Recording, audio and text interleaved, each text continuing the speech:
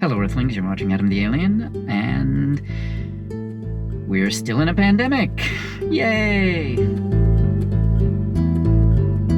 Compassion for each other will help comfort the numbers.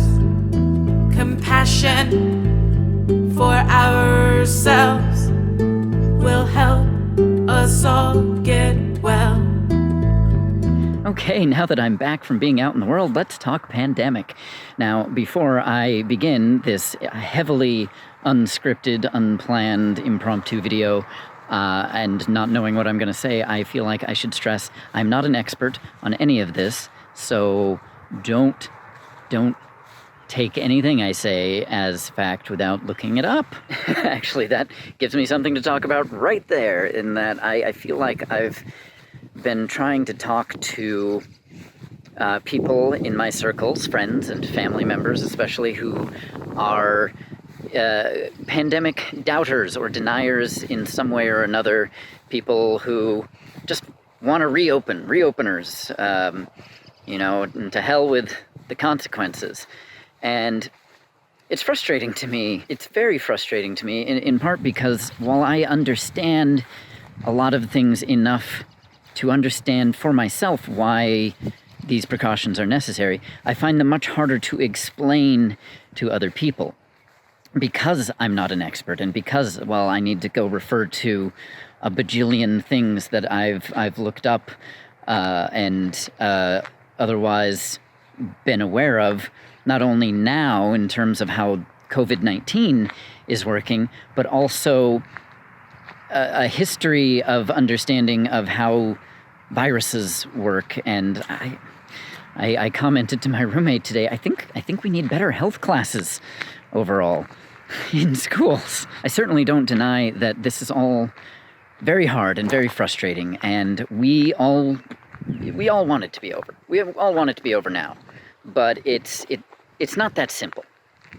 It's never that simple. Nothing in the world is as simple as can be stated in a snarky Facebook comment. Now, I have heard a lot of conspiracy theories and general stances made to not take this that seriously.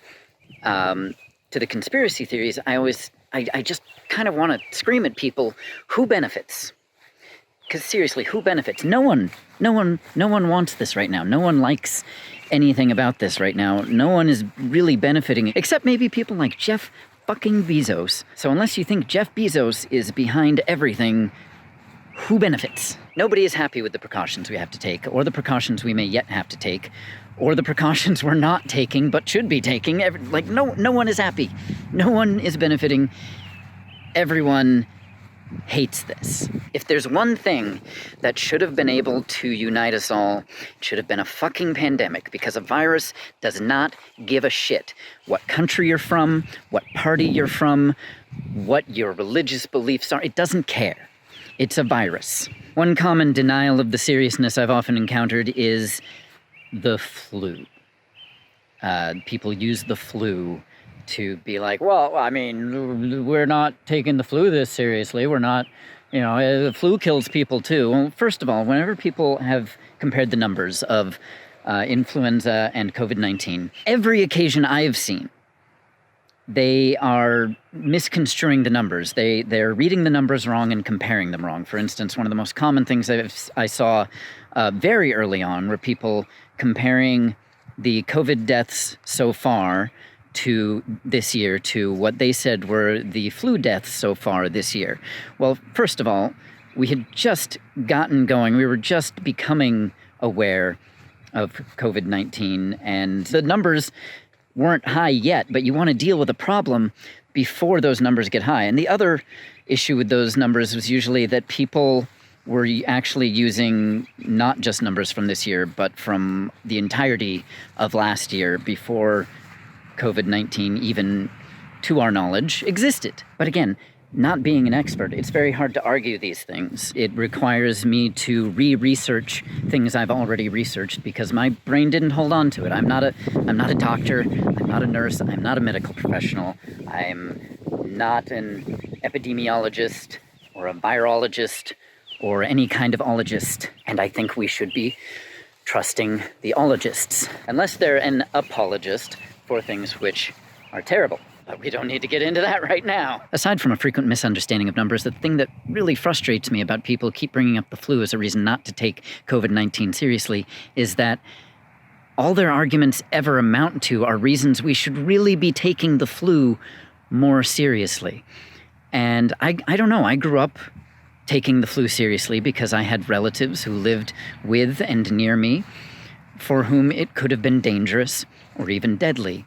So I was taught to take it as seriously as possible pretty early on. And of course, an extreme frustration for me is the reopeners really just wanting to reopen now because the economy. Look, if you value the economy over people's lives, I don't know how to communicate with you. And you can say, yes, the economy affects people's lives and ability to live and survive, but the economy is not a natural force. The economy is man-made. We made it. We could collectively choose to mitigate harm there. The virus, we don't control that.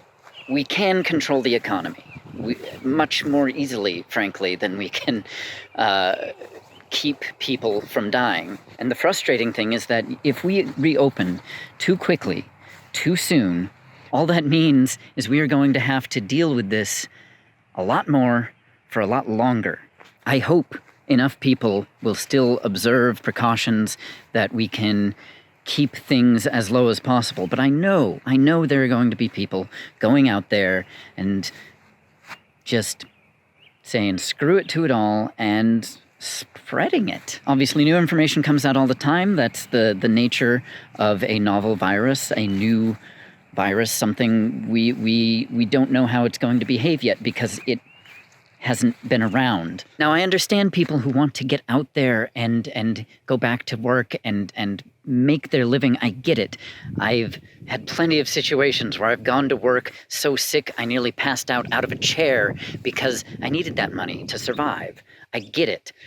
Frankly, this is really showing us all the holes in capitalism, as if they weren't already apparent, but there are a lot of fucking holes in capitalism as we know it today. Now, whether you're a socialist or a capitalist, you should know that the system we've got needs fixing, because any system that just kind of shrugs its shoulders about people dying, no matter whether they're disabled or elderly or have pre-existing conditions, any system that just shrugs its shoulders at people dying is a bad system. Anyway, I fully confess I'm frustrated. I'm scared. I try not to give in to the fear, but I also try to be as cautious as I can reasonably be and do my damnedest to keep flattening that curve and keep just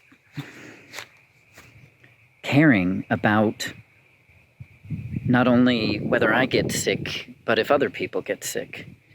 Because I'm watching it come in at me from all directions. I have friends all over the place, and I don't think, as of the recording of this video, I don't think I know anyone who's caught it. But while that kind of thing leads some people to go, oh, see, you don't know anyone. What if it's not real? I'm sitting here looking around at my other friends who are losing their parents and their grandparents and their friends, and it's heartbreaking. It's just heartbreaking. Please do your part. Stay home. It is perfectly valid to question information you're given and to question authority. But there's a difference between questioning something and believing your doubt to be the truth. Well, it has been getting dark the whole time I've been recording this, and obviously I'm just rambling on about assorted thoughts I've been having today. So I think I can just cut it off there and say this was just a stream of thought, hoping and praying for a future in which we can look back at this as something we got past and got through together, and not as something where we continued to fuck up, having already fucked up for too long. Stay home if you can, stay healthy, and put pressure on your politicians, of every level to make decisions that save people, whether they're sick or struggling financially or need help in any way, because that should be our core goal in all of this, is to help each other get through. And if that's not your goal, I don't understand you and I don't know how to communicate with you. And I wish I did, because I wish I could stress the importance of, not being perfect or being a germaphobe, but being aware and doing your damnedest to make decisions as if they affect people other than just yourself. Because they do. Until next time, I'm Adam the Alien. Fare thee well. Mwah. Yeah, I'm not putting that to my mouth. Don't touch your face! Fare thee well. Together we will overcome. Together we will get through this. Together we will overcome. Together we will get through this. Together we will get through